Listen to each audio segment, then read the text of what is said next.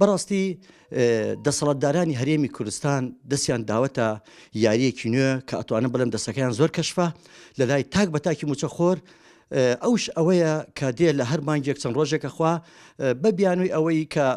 پارەی داهاتی بڵێن نانەوتی ئامادە نیە بە تایبەتر ئەو 120 میلیاری کە ئەوێ بنێرێ بۆ بەغدا هەموو مانگێک چەند ڕۆژێک لە مانگەکە ئەخوا تاوەکو لە مانگی دوو مانگی یەک وەرەگرین لە مانگی سێ مانگی دوو وەرەگرین بێگومان لە ئێستەوە ئاماژەکان پێمان ئەڵێن کە ئەم ساڵش ئێمە ئەبێ خۆمان ئامادەکەین بۆی کە موچەیەک و دوانی ترمان بفەوتێ. بەڵام دەستی دەسەڵاتداری هەرێمی کوردستان زۆر کەشفە لە دو هەڵبژاردنەکانی 11 دەستی یەکە بە یەکەی ئەو کەسانە ماچەکەم کە دەنگیان بە دەسەڵاتی کوردی نەدا لەم شارە، ئەو دەستی ئەو کەسانە ماچەکەم کە دەنگیان دا بە حزبەکانی ئۆپۆزیسیۆن ئەوانی کە لە دەرەوەی دەسەڵاتن. پێمان وابوو گەیشتن ئەو ئەنجامی کە ئەم جۆرە دروشمانی کە هەمیشە هەڵێدەن تەنها بۆ